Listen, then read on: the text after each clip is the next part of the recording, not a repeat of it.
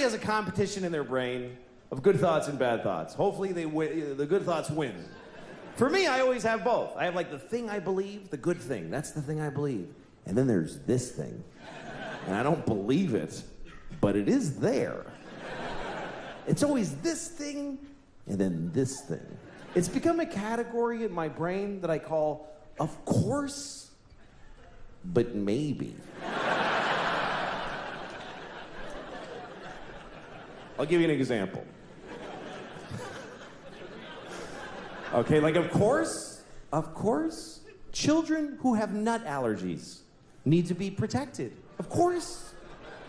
We have to segregate their food from nuts, have their medication available at all times, and anybody who manufactures or serves food needs to be aware of deadly nut allergies. Of course. But maybe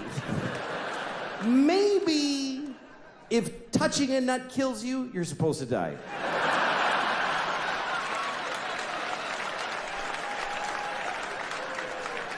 Of course not. Of course not. Of course not. Jesus. I have a nephew who has that. I'd be devastated if something happened to him. But maybe, if we all just do this for 1 year, we're done with nut allergies forever.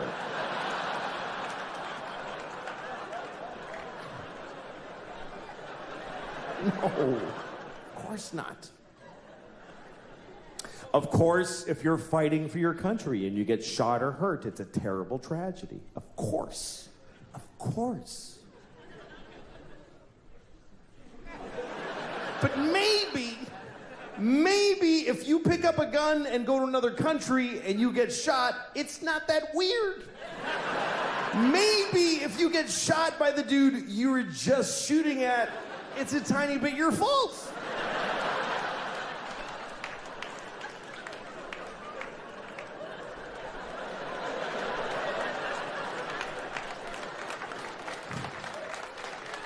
Of course, slavery is the worst thing that ever happened.